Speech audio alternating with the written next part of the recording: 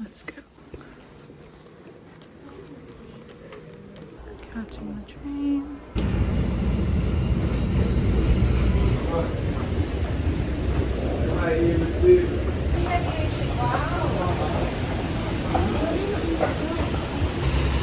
At the bus now. Day 2. Who will be inspiring for them if you can. Close your eyes and imagine this. Eternal bliss. Your every wish at your fingertips and more. Perched on a throne near a stream so serene and exquisite a scene you've never seen, yet you still dream of more. Gone is fear. Gone is grief. Gone are tears. Idle speech you shall never hear, and the prophets make up your social sphere. And more. The martyrs, truthful, and the righteous too. You are from them, they from you. They held tightly to what they knew was true, and to join them you did too. There's more. Maidens chased to restrain their gaze, lost in a glance for days and days. Fun and frolic as a child plays, where the breath that leaves your lips is praise of the one who gave you more.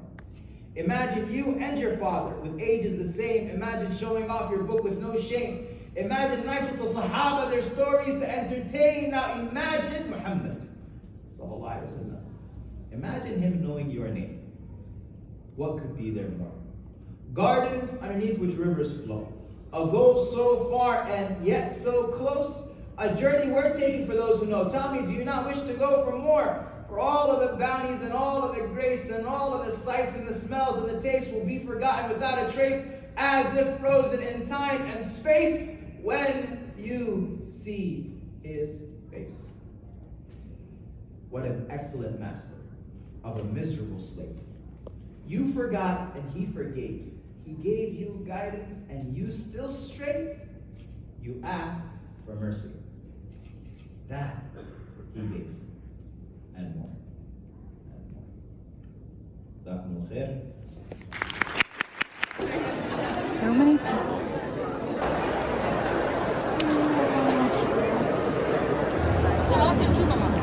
Time to pray.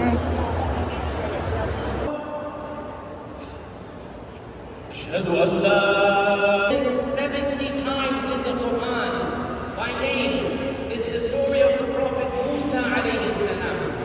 And the whole life of Musa alayhi salam has been described more than any other prophet from birth. Any gaps from the brothers and sisters side?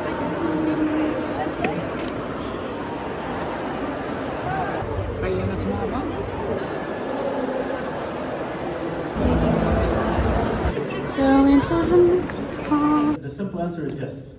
Dhikr is there's different kinds of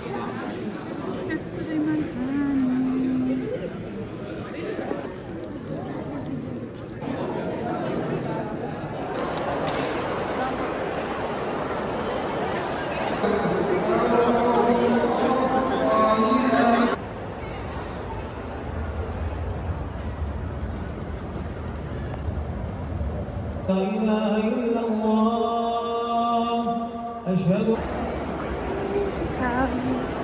Because we deserve punishment, then that will lead to more and more trauma. And the third thing is the effect or the impact of the trauma. Of disobedience to blend in. However, a Muslim finds strength in putting Allah first every day.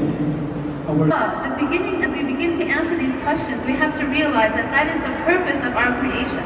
We were not created, ideally, in amusement or play, as Allah subhanahu wa ta'ala tells us. Allah tells us in the Quran that we were created to be tested, and that Allah will test us in our wealth and in ourselves. بِأَمْوَالِكُمْ وَأَنفُسِكُمْ. Our resources and our strengths will be tested. And subhanAllah, you made them come out and say that we want to appease you, please, please. And it is as if Allah subhanahu wa ta'ala has put the power in your hands. It could have been any of the states that could decide the election. But it's as if Allah chose the states where the Muslims have the deciding vote. It's as if Allah put the power in your hands. And maybe you won't believe me because I look like you. So let me tell you what the Israeli Axios said. They said said if Biden loses even a sliver of the Muslim vote, he loses the election. Let me tell you what Politico wrote. They wrote if even 100,000 Muslims abandon Biden, Biden loses the election. Ya ibadallah, Allah is as if He put the power in your hand because you made them fall in the polls. And for those who think I'm exaggerating, I read the Reuters article.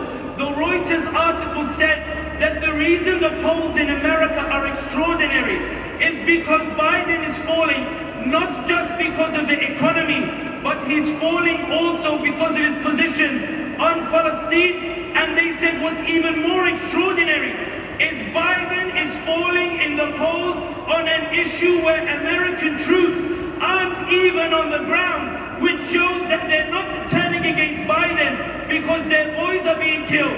They're turning against Biden because they're hearing you roar and they are finally seeing the truth of what's happening. Israel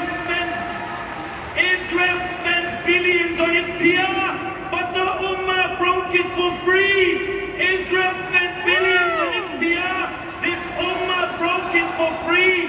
Ya ibadallah, ya ibadallah. When people say that social media doesn't make a difference, as'alukum billah, I ask you in the name of Allah, if your voice didn't make a difference, why are your accounts being shadow banned? If your voice didn't make a difference, why are they restricting #Palestine?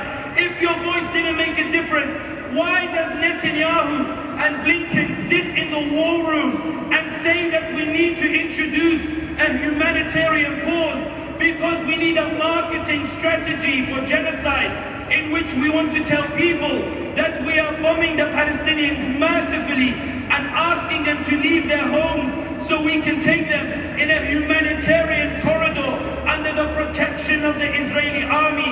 And ya ibadallah, you may think your efforts are useless, but do you know what Netanyahu said to Blinken when Blinken proposed a humanitarian pause? He said, according to Axios, I need to know this isn't a plan from Biden to lure me into a ceasefire. You think their hearts are united, but qulubuhum shatta. Their hearts are divided, and you are exacerbating that divide with your roar for justice. And ya ibadallah, because you broke Israel's monopoly on the narrative, for the first time, the algorithms are promoting the Palestinian content. One thing Elon Musk did really well, and shout out to Elon Musk, Allah barak, and X inshallah.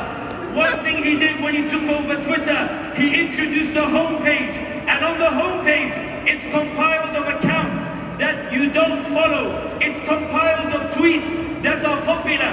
Before, the popular tweets were dance videos like the dam, but this time, the popular tweets, number 1 is Palestine, number 2 is Palestine, number 3 is Palestine, because 1.9 billion Muslims around the world are saying, Labbaika Gaza, Labbaika Palestine. We are elevating your voice.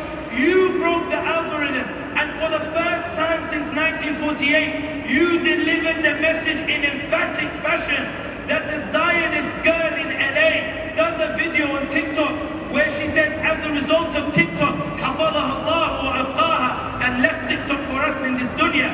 The reality is, she said, I heard Palestinian voices for the first time. I can't unsee what I've seen. And yesterday she was pro-Israel. Today she stands with the Palestinians. And that's because of you. You roared and it was heard. And ya ibadallah, let me tell you, you might be feeling the fatigue, you might be feeling the struggle, but the reason that baffles me is what is the power they see in you that you don't see in yourself? What is the power they see in you that means they have to silence your accounts? What is the power they see in you that they have to restrict #Palestine? What is the power they see in you that you don't see in yourself?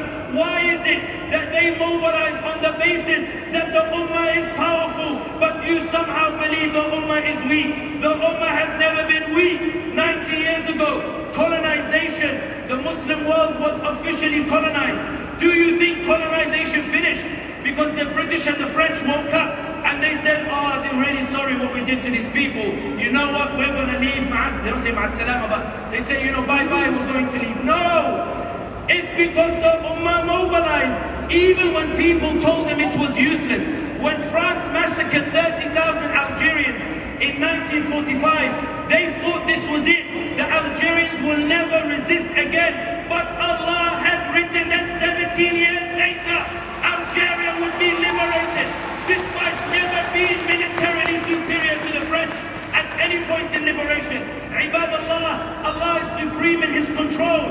Ataturk tried to impose the chains on the Muslim movement in Turkey. 90 years later, the Muslims broke the system, and Turkey today is a haven for Muslims. The reality is Bosnia, they tried to commit a genocide, but in the heart of Europe, after Serbians tried to commit a suicide, in the heart of Europe, they roar, La ilaha illallah, Muhammadur Rasulullah. Ya ibadallah, I have 1 minute left, which is why I rushed everything to say. But the reason I want to leave you with this, Ya ibadallah, Blinken buckled because of you.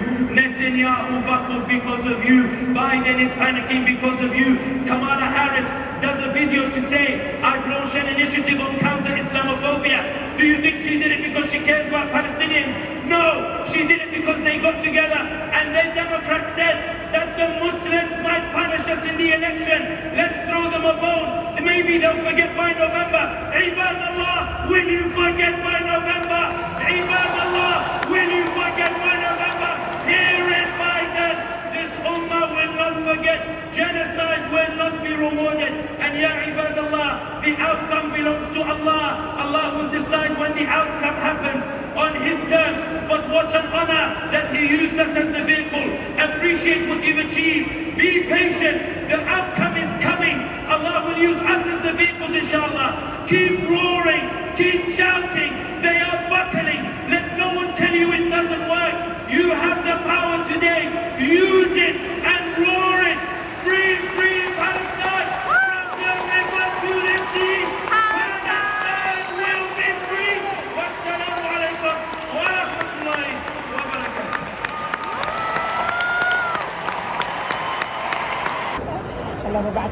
Bismillah, walhamdulillah, wassalatu wassalamu ala rasulillah. Rabbi shrah li sadri wa yassir li amri wahlul 'uqdatan min lisani yafqahu qawli. Assalamu alaikum wa rahmatullahi ta'ala wa barakatuh. Alhamdulillah Rabbil Alameen. Sallallahu wa sallam wa baraka ala nabina Muhammadin wa ala alihi wa sahbihi wa sallam tasliman kathira thumma amma ba'd. My dear brothers and sisters, nothing is random in our deen. There is no doubt that standing in salah, shoulder to shoulder, foot by foot, was made for a reason, and there's a purpose behind that. Leaving now. Day 2 done.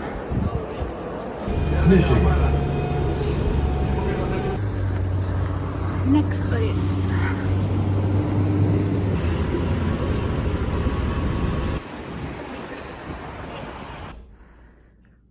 Back at hotel. Good night.